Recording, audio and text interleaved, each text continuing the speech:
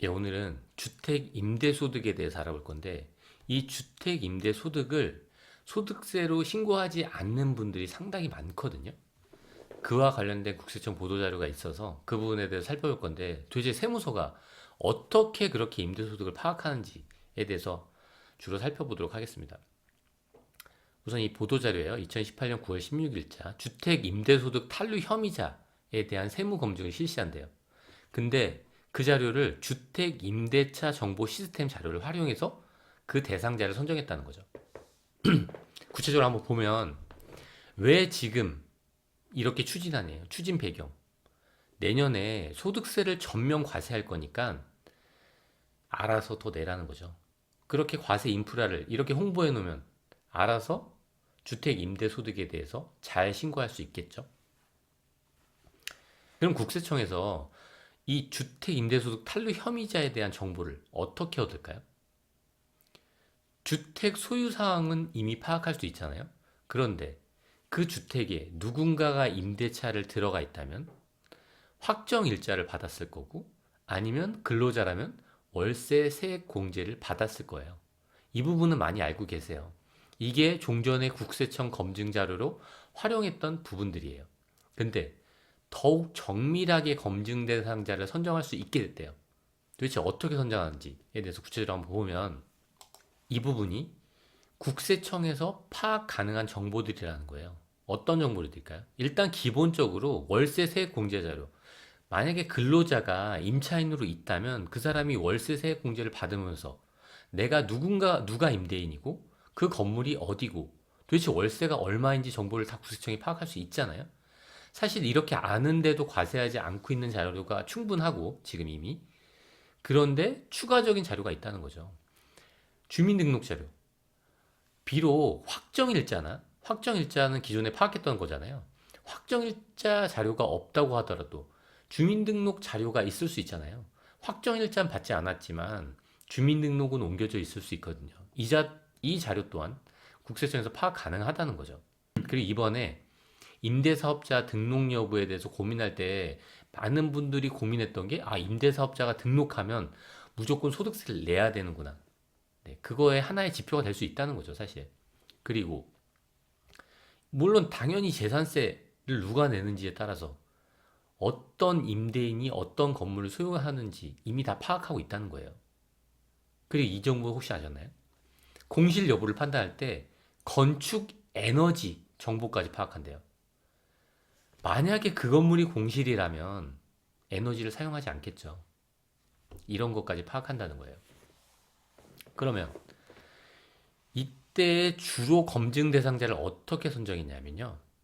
일단 세무서에서 임대인별로 연간 임대 수익 금액을 추정해 보는 거예요. 그럼 그 추정한 결과가 그 사람의 소득 신고한 내역이랑 비교했을 때 이 사람이 아예 신고하지 않았다. 아니면 세무서에서 추정한 금액이랑 이 사람이 실제 신고한 금액이랑 큰 차이가 났다. 그런 사람들이 이렇게 대상자가 된다는 거예요. 2,500명은. 그럼 세무서는 이 연간 임대 수익 금액을 어떻게 추정하죠? 어떻게 추정할까요? 추정한 다음에 비교한다 그랬잖아요. 어떻게 추정하죠? 사실 실거래가가 다 나오잖아요, 요즘에는. 물론 임대가에 대한 실거래가가 모두 다 나오는 건 아니지만 이 부분 월세 세액공제 자료를 통해서도 사실 얼마의 임대가 발생하고 있는지 많은 부분 파악 가능하거든요.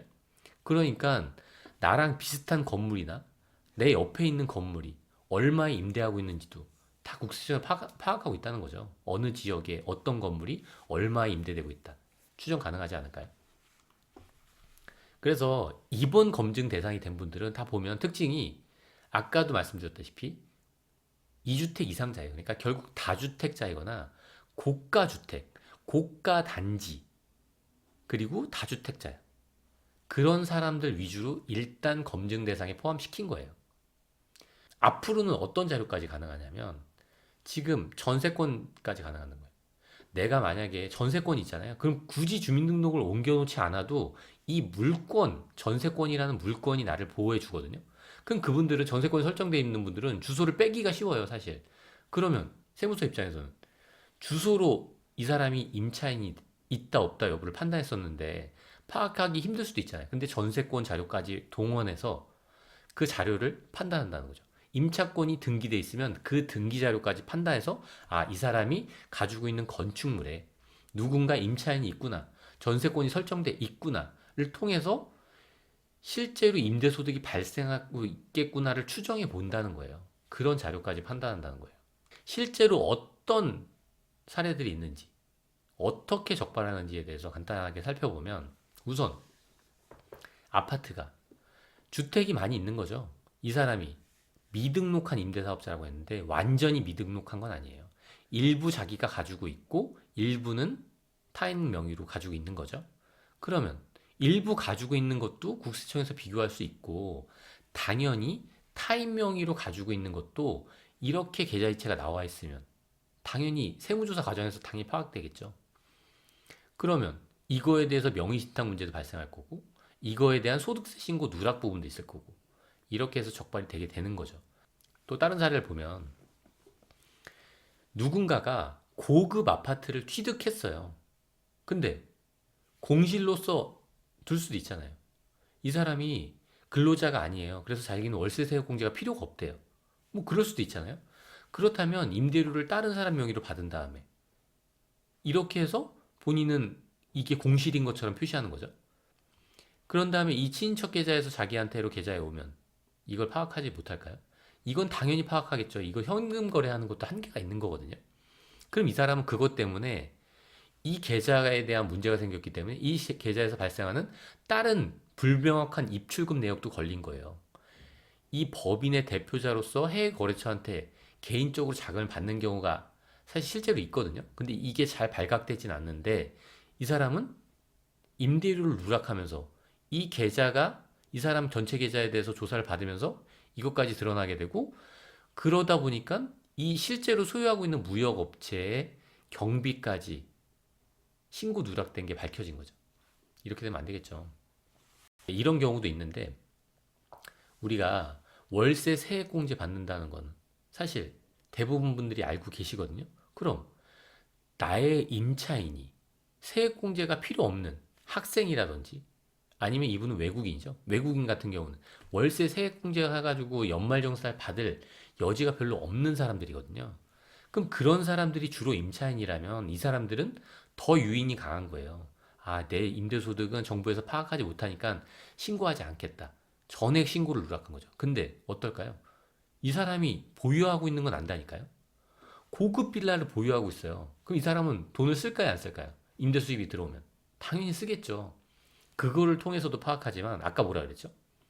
아까 국세청에서 확인할 수 있는 정보 중에 하나가 뭐였냐면 공실인지 여부를 그 건축물의 에너지 정보를 통해서 확인할 수 있대요. 그러면 이 사람은 임대 수익 금액이 하나도 안 발생한다고 수익 금액을 다 누락해서 신고했는데 주택은 많이 보유하고 있다는 거죠.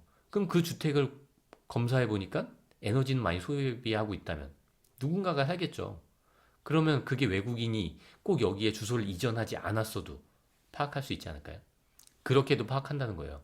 이 재산을 많이 보유하신 분들 당연히 주의하셔야 되겠죠. 그리고 이게 많은 분들이 이렇게 하는데 내가 상가도 갖고 있고 주택 임대도 갖고 있으면서 상가는 사실 대부분 신고해요. 왜냐하면 상가의 임차인들은 사업자이기 때문에 세금계산서 발행을 요구하는 경우도 많거든요. 근데 주택 임대는 주택 임대를 한다고 해도 이거 자체가 면세이기 때문에 세금계산서 발행을 안 해줘도 돼요. 그렇다 보니까 아, 그 사람이 근로자도 아니다. 굳이 현금으로 준다. 이렇게 됐을 때 주택 임대소득을 미신고하는 경우가 있는데 국세청이 모르냐 이거죠. 확정일자 충분히 알 수 있는 자료죠. 그리고 주민등록이 그 주택으로 잠깐이라도 이전됐으면 알 수 있을까 없을까요? 확인할 수 있다는 거죠. 그렇게 해서 이 상가 임대 소득뿐만 아니라 내가 보유하고 있는 주택이 있다면 이 주택에 대한 임대 소득도 신고를 해야 된다는 거죠. 정밀 분석하겠다는 거잖아요, 지금. 그리고 이것도 뭐 이분도 이제 많은 주택을 가지고 있으니까 걸린 건데 여기서 심지어 보면 확정일자 자료 뭐 기존에 봤던 거잖아요. 요 좀 전에도 확정일자 자료에 대한 내용이 있었잖아요. 확정일자는 확정일자를 통해서 기존에 사실 많은 부분들이 파악이 됐는데 국세청에서 과세하지 않았던 거거든요. 근데 과세가 필요하겠다 라고 판단하면 이 확정일자 자료만으로도 충분히 지금 과세 대상을 파악하고 추징할 수 있다는 거죠. 세금을. 그리고 더 그 부분에 대해서 어떤 임차인이 있고 없고 임대소득이 발생하겠는지 안 하겠는지 여부를 추정할 때 등기부 등본뿐만 아니라 여기 보면 뭐가 있죠? 로드뷰도 있대요. 이 로드뷰는 왜 볼까요? 만약에 우리가 길거리에서 보다 보면 사람이 살고 있는 주택이면 거기에 빨래 같은 게 걸려 있지 않나요? 그게 밖에서 보일 때도 있잖아요. 어떤 증명할 때 불복, 조세 불복 같은 걸 할 때 사실 그런 부분도 참고해서 넣거든요. 그런 것처럼 국세청도 그런 자료를 통해서 무언가 임차인이 있구나 없구나 여부를 판단할 수도 있다는 거죠. 그리고 세대 전출입, 주민등록이 들어오고 나가고 이거는 임대인이 처음에 임차 계약할 때 그 이후에 변경되는 거에서는 확인하기가 계속 어렵거든요. 그러니까 이런 부분이 있을 수 있다는 거예요. 그리고 임대차 계약서, 이거는 월세 세액공제할 때 들어가잖아요. 이 부분을 통해서 파악할 수 있다는 거죠. 그러니까 결국 국세청이 주택의 시세를 파악하고 임대료 시세를 파악하고 있다 보니까 수익 금액을 추정할 수 있는 거예요. 이 사람이 보유하고 있는 주택에 대해서 수익 금액이 얼마겠구나 충분히 추정할 수 있고 실제로 그 사람이 얼마로 소득세를 신고하는지 이걸 비교함으로써 이 사람의 신고 누락이 있구나 없구나 이걸 파악한다는 거예요. 그리고 심지어 아까 보셨잖아요. 에너지 이용 정보를 통해서 공실 여부도 파악한대잖아요. 빠져나갈 여지가 별로 없겠죠. 그럼 제가 이렇게 말씀드리면 그래서 이걸 신고를 해야 되는 건지 물어보시거든요. 저는 사실 지금 말씀드리면서 이거에 대한 답변이 어느 정도 있다고 생각하는데 일단은 지금 고가주택이랑 고가주택 단지랑 2주택장만 위주로 먼저 선정을 하는 거예요. 그럼 내년엔 어떨까요? 이 범위가 줄어들까요? 그거는 탈루하는 사람들이 얼마냐 많냐 적냐에 따라 달라질 수 있겠죠. 잘 판단해서 하셔야 되겠죠. 네, 오늘은 여기까지 하도록 하겠습니다.